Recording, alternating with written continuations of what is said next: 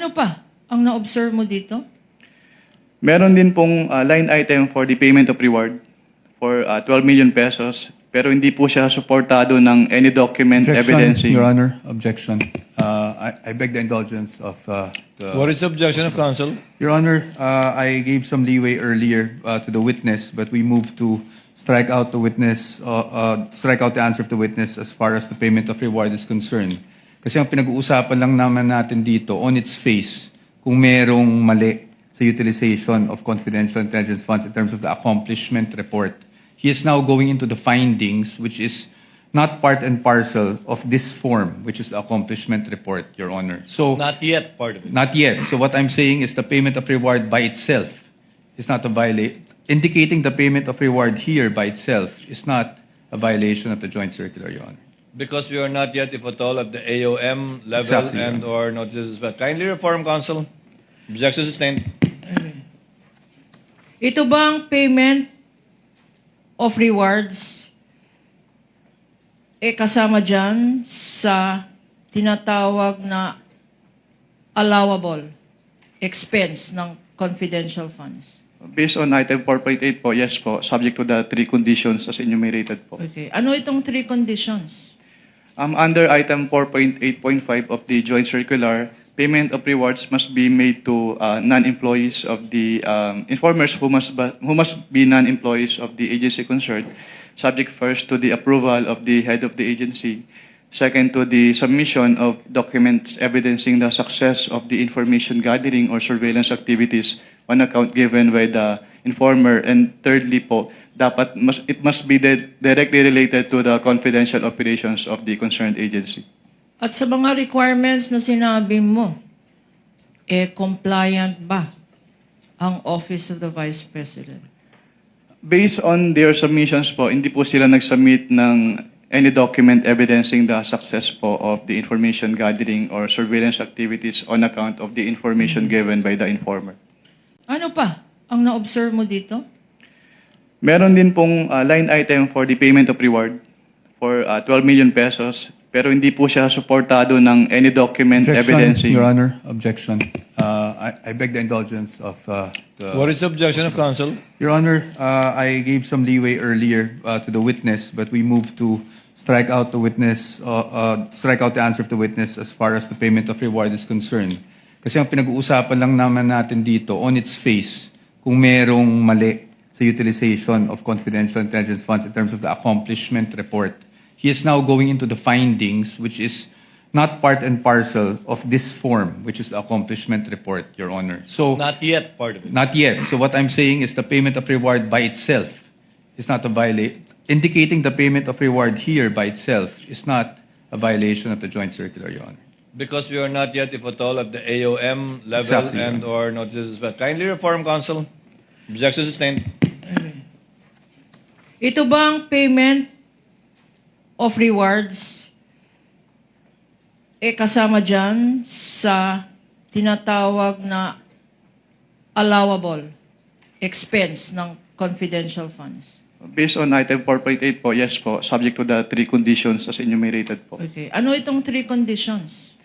Under item 4.8.5 of the joint circular, payment of rewards must be made to non-employees of the informers who must be non-employees of the agency concerned, subject first to the approval of the head of the agency, second to the submission of documents evidencing the success of the information gathering or surveillance activities on account given by the informer, and thirdly po, it must be directly related to the confidential operations of the concerned agency. At sa mga requirements na sinabi mo, compliant ba ang Office of the Vice President? Based on their submissions po, hindi po sila nag-submit ng any document evidencing the success po of the information gathering or surveillance activities on account of the information given by the informer. Ano pa ang na-observe mo dito? Meron din pong line item for the payment of reward for 12 million pesos, pero hindi po siya suportado ng any document evidencing. Your Honor, objection. I beg the indulgence of the... What is the objection of counsel? Your Honor, I gave some leeway earlier to the witness, but we moved to strike out strike out the answer of the witness as far as the payment of reward is concerned. Kasi ang pinag-uusapan lang naman natin dito, on its face, kung merong mali sa utilization of confidential intelligence funds in terms of the accomplishment report. He is now going into the findings, which is not part and parcel of this form, which is the accomplishment report, Your Honor. So, Not yet part of it. not yet. So what I'm saying is the payment of reward by itself is not a violation. Indicating the payment of reward here by itself is not a violation of the joint circular, Your Honor. Because we are not yet, if at all, at the AOM level Exactly, and or notices. But kindly reform, counsel. Objection sustained. Ito bang payment of rewards kasama dyan sa tinatawag na allowable expense ng confidential funds? Based on item 4.8 po, yes po, subject to the three conditions as enumerated po. Okay. Ano itong three conditions?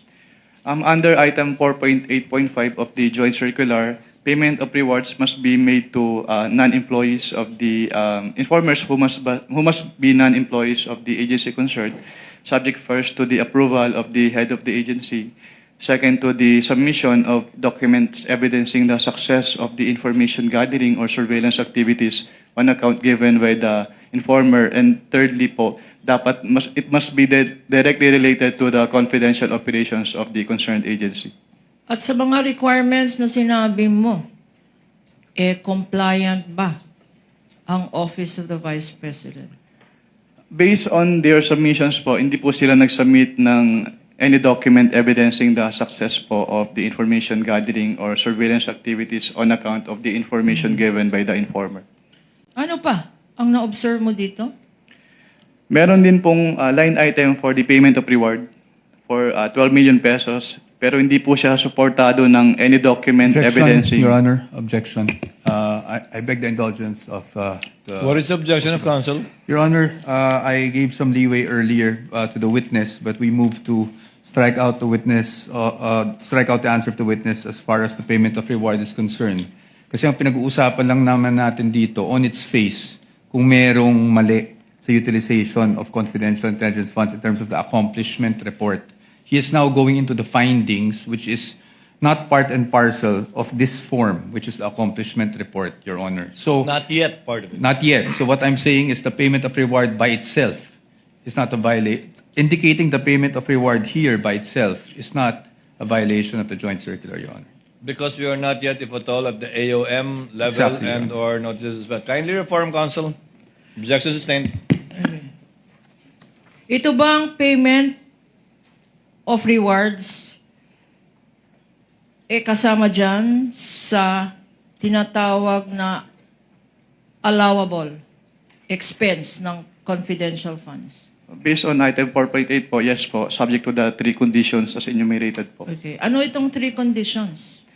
Under item 4.8.5 of the joint circular, payment of rewards must be made to non-employees of the informers who must be non-employees of the agency concerned, subject first to the approval of the head of the agency, second to the submission of documents evidencing the success of the information gathering or surveillance activities on account given by the informer, and thirdly po, it must be directly related to the confidential operations of the concerned agency. At sa mga requirements na sinabi mo, compliant ba ang Office of the Vice President? Based on their submissions po, hindi po sila nag-submit ng any document evidencing the success po of the information gathering or surveillance activities on account of the information given by the informer.